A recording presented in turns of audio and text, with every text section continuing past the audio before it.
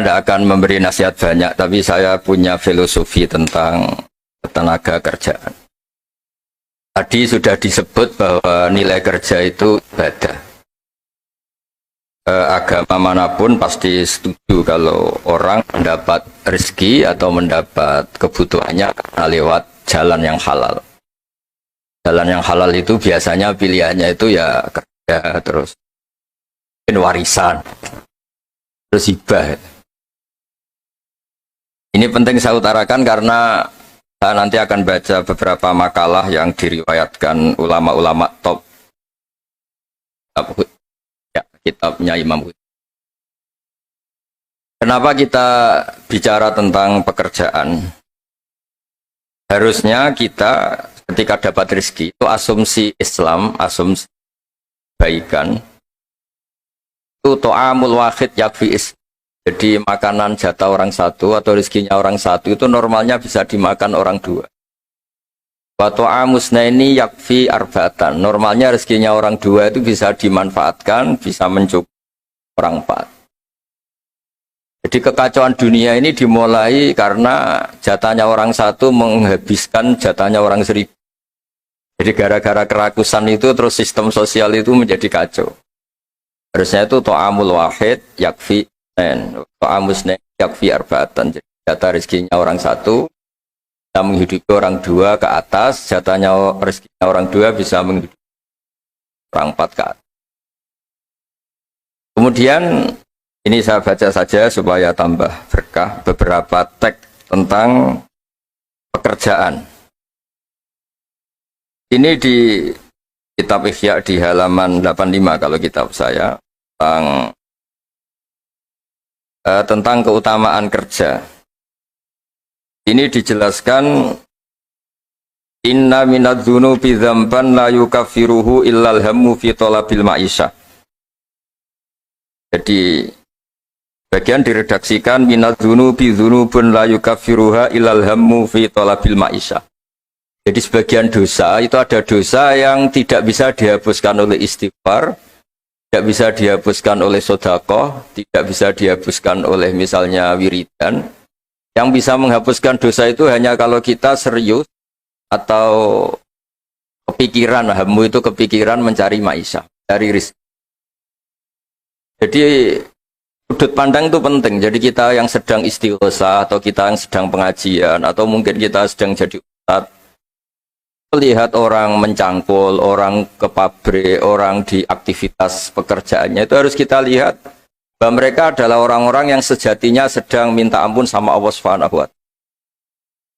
Karena di sistem pekerjaan itu lahirlah satu variabel atau satu apa saja yang positif. Ada hukum sosial karena ketemu teman yang saling pengalaman. Ada ketergantungan manusia sama hal-hal yang halal. Ini yang paling penting. Ya, banyak orang itu diwat itu karena pekerjaannya. Misalnya orang bisa hidup itu sebetulnya karena makan nasi, minum air itu sesuatu yang halal. Jangan sampai orang bisa berpikir bisa tenang kalau minum narkoba misalnya. Orang bisa kerja karena digerakkan punya anak kecil, punya ibu yang renta atau punya keluarga yang membutuhkan. Jangan sampai orang kerja karena digerakkan oleh keinginan bernafsu karena hal-hal yang maksiat. Hingga status orang yang dagang misalnya atas sirusoduk yuhsaru yaumal qiyamati ma'as-siddiqin wa syuhada. Orang yang dagang kemudian dia benar, dia jujur, itu nanti makomnya kelas dia itu bersama para orang-orang yang meninggal syahid, pahlawan-pahlawan.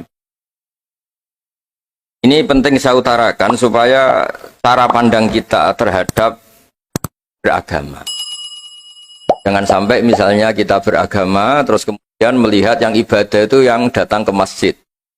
Ya kita jam kerja kemudian ada pengajian, kita tidak pengajian itu dianggap salah karena nggak datang di masjid. Padahal kita datang ke pabrik atau ke pasar, nilainya sama-sama ibadah. Ini penting supaya cara pandang kita terhadap orang lain itu positif. Saya berkali-kali bilang kalau ada tetangga saya meninggal, saya muji orang ini kalau malam tidur. Kalau malam mungkin ya lihat sinetron. Kalau malam itu ya santai-santai di rumah sampai. Kalau kita pakai sudut pandang maksimal, yang dikatakan taat itu tahajud, dan maka orang ini tidak masuk kategori taat. Tapi kalau kita kembali ke definisi takwa, takwa itu meninggalkan hal-hal yang dilarang Allah Ta'ala. Orang ini akan kelihatan berprestasi karena saat di rumah dia berarti tidak melakukan hal-hal yang kritis, tidak mencuri, tidak mengganggu orang lain, tidak menjadikan kegaduhan di patan atau di jalan. Hingga agama ini juga harus mengapresiasi tarkul ma'asi, bahwa orang yang tidak punya aktivitas di rumah banyak yang dilakukan sebetulnya, kebaikan masif, kebaikan bersama, karena orang ini tidak melakukan hal-hal yang merugikan orang lain. Ya, saya berkali-kali bilang kalau saya jadi kiai, jadi orang baik, kalau ada orang yang dermawan kasih sesuatu ke kita, ya kita senang karena kebaikan itu diapresiasi. Misalnya ada tadi cerita penakar dapat apresiasi, dapat penghargaan, ya kita senang karena itu. Karena itu sampai andekan tidak itu juga senang. Senangnya karena mungkin orang lain ini sudah tidak butuh kita. Tidak butuh kita buat baik. Saya berkali-kali bilang, kalau Anda jadi kiai tidak usah tersinggung kalau tetangga tidak minta konsultasi. Artinya mereka sudah mandiri, bisa memutuskan masalahnya sendiri. Tapi kalau konsultasi, anggap mereka punya akhlak, tanya kiai. Kalau tidak, ya anggap saja mereka sudah mandiri. Makanya sudut pandang ya dalam Islam, sudut pandang itu penting sekali. Jadi setelah kita baca beberapa hadis, suatu saat Rasulullah itu ngaji di masjid, teras masjid. Dia ngaji, dan ada pemuda dengan cangkulnya, dengan enaknya melewati Rasulullah. Ya para sahabat itu komplain, ini ngawur sekali, ada Rasulullah ngaji tapi tidak ikut ngaji, malah berlalu saja ke ladangnya. Tapi ketika dengan tanda kutip disalahkan, Rasulullah malah bela pemuda tadi. Pemuda kalau dia kerja karena mencarikan nafkah untuk keluarganya, yang kecil atau yang tua, dan supaya dia tidak minta-minta orang lain, sudah sunnahku.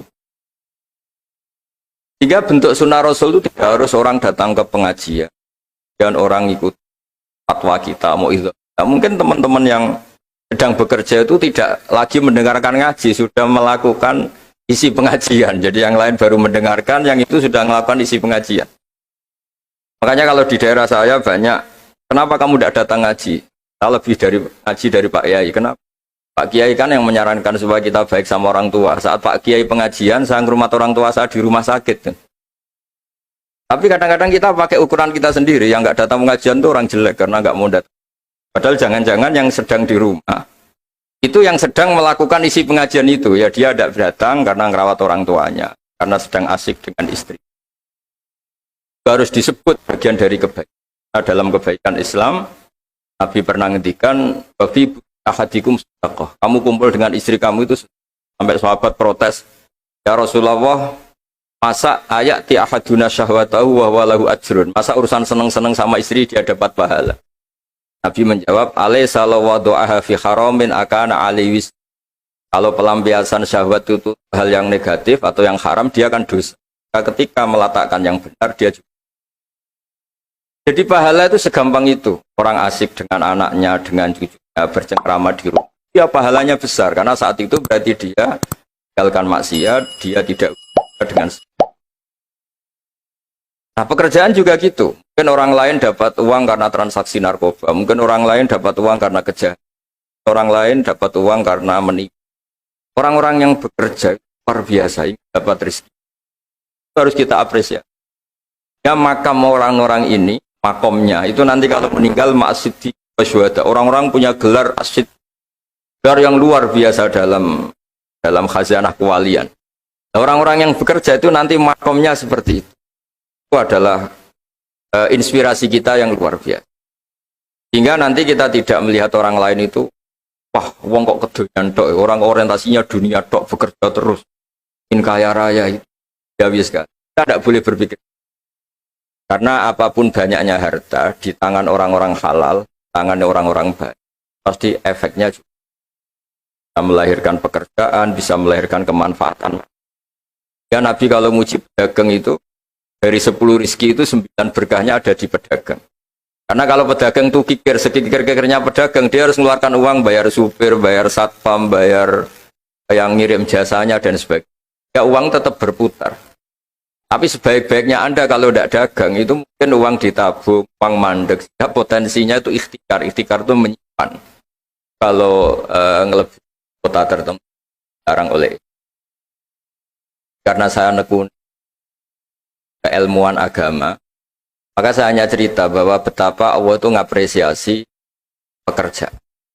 Nabi Dawud itu seorang raja, kaya raya. Tapi beliau tidak mau makan illa mingkas biyadi, kecuali hasil hanya sendiri. Masyhur itu di riwayat, beliau seorang raja, tapi hanya makan kalau tembikar atau anyaman bambunya atau apalah, pokoknya dari anyaman bambu itu terjual. Kalau hari itu nggak terjual ya nggak bisa makan. Padahal beliau seorang raja, saking inginnya supaya rezeki yang dia makan, yang beliau makan mingkas biyadi, dari hasil karyanya sendiri. Banyak kiai-kiai guru kita yang mesti secara lahir kaya, tapi yang pondok untuk dirinya itu sekadarnya. Bahkan saking ekstrimnya di dunia kiai itu ada seorang kiai yang pisang tanam secara halal dan di tanah yang pasti halal.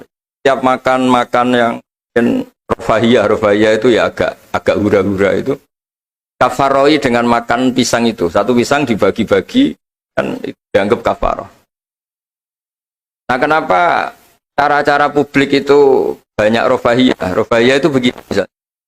Mungkin kalau kita kiai kecil atau tokoh kecil atau siapa saja yang nasibnya kecil, mungkin kita muassis, kita pendiri.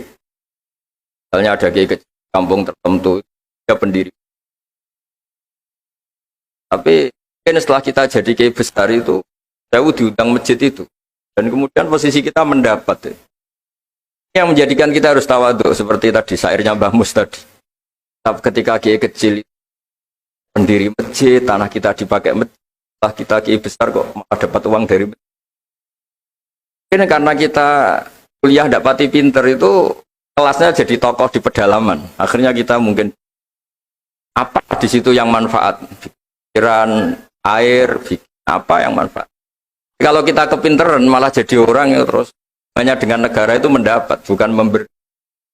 Nah, hal-hal seperti ini harus jadi motivasi semua pekerja. Menteri juga mentalnya harus memberi. Pekerja juga mentalnya harus memberi. Maka dulu banyak negarawan kita bilang hubungan Anda dengan negara itu sejauh mana Anda memberi sama negara ini. Dan berpikir sejauh mana negara ini memberi kepada kita. Itu yang diajarkan guru kita, orang-orang kita, bahwa hubungan kita dengan negara, dengan orang lain itu yunfikun itu berkontribusi. Hingga saya ini termasuk kiai yang kalau ketemu orang yang terlalu baik sama saya ini saya sungkan, karena hubungannya saya mendapat. Tapi kalau ketemu orang yang lebih lemah mungkin saya lebih pede, karena hubungan kita ini memberi. Itu yang diajarkan al-yadul ulya khairu, bahwa tangan yang atas lebih baik ketimbang tangan di bawah.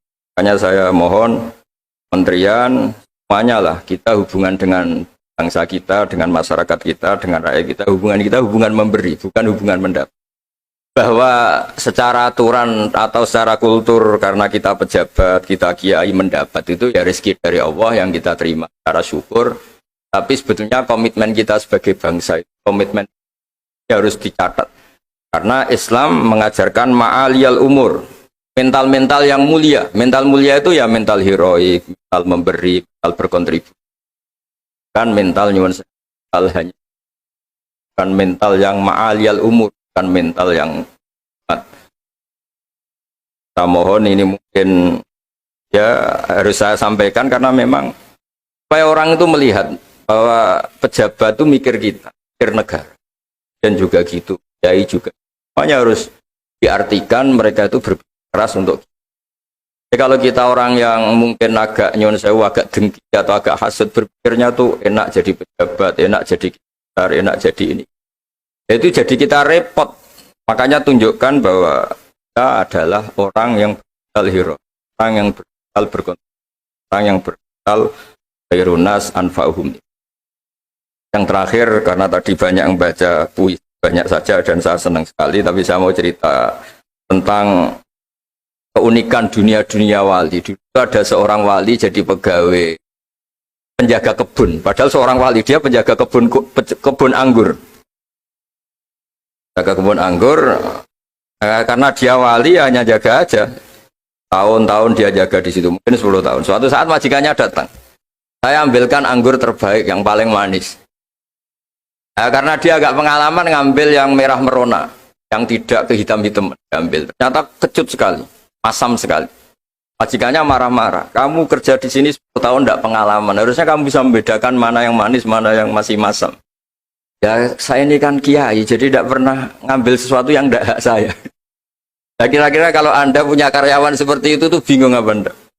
Kalau dibilang khianat, tidak pernah khianat, tapi akhirnya nggak bisa disuruh karena nggak pengalaman. Barat Anda punya pembantu, ayo anterin saya tidak bisa nyupir. Mobil nganggur banyak kok tidak bisa nyupir. Saya tidak pernah gasap. Jadi itu memang apa ya? Jadi akhirnya terus majikan tadi, sudah kamu jadi guru, saya jadi ustadz, kamu nggak pantas jadi kerja gitu. Terus akhirnya, dan ternyata tadi termasuk wali besar yang hazanah wali kerja 10 tahun di sama sekali nggak pernah makan. Suatu saat majikannya datang minta diambilkan anggur terbaik. Dia ngambil sekenanya yang dikira baik, terus ternyata itu kecut sekali, masam sekali. Dia dimarahin karena dia nggak pernah sama sekali batu ngambil. Dia merasa kualitasnya dijaga, amanah dijaga, tapi komitmen terhadap kebaikan bersama, karena ekonomi kalau kita bangkrut yang sakit ya pangan saja, bukan kemenaker saja. Kalau negara ini kolab, yang bingung nggak presiden saja, kita semua salah sebagai bangsa yang bersama ingin khairunnas anfa akan rahmatan, semuanya enak, semuanya nyaman, karena kita semua kenal Bismillahirrahmanirrahim. Ketika menyebut Allah pasti yang maha pengasih dan maha penyayang. Saya kira demikian. Mari berdoa bersama, semoga bukti bahwa kita bergantung sama yang menguasai langit bumi, menguasai kehidupan kita, menguasai semua yang terlewatkan maupun yang akan datang. Al-Fatihah. Ar-Rahman. Radalladzi anamta. Ahmaduka ya ghafuru ya syakuru masalli wa sallim alal basyirin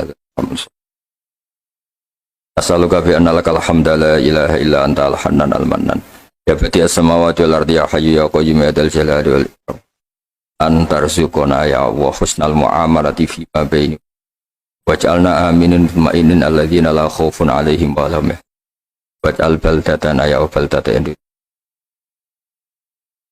mutmainnat ya'tina ya warisku karohotan warzukna insyirahus sadri laka warzukna salimin ghanimin mu'afin min kulli bala'id dunya al-akhirah Rabbana atina fid dunya hasanah wal akhirati hasanah sallallahu ala sayyidina Muhammad sallallahu alaihi wa sallam subhana rabbika rabbil izzati amma yasifun salamun alal mursalin alhamdulillahi rabbil alamin. Oke, terima kasih buat teman-teman semua yang sudah menyaksikan video ini. Mudah-mudahan bermanfaat dan bisa menambah ilmu dan keberkahan buat kita semuanya, guys. Dan oke, buat teman-teman semuanya yang baru gabung di channel ini, jangan lupa like and subscribe dan nyalakan tombol notifikasinya biar nggak ketinggalan video-video terbaru dari channel Sahabat Orchid TV, guys. Dan oke, buat teman-teman semuanya dimanapun Anda berada, mudah-mudahan kita diberikan kesehatan, rezeki yang melimpah dan panjang umur. Oke, terima kasih. Salah-salah dari kami, mohon maaf ada kekurangan. Wassalamualaikum warahmatullahi wabarakatuh. Bye-bye.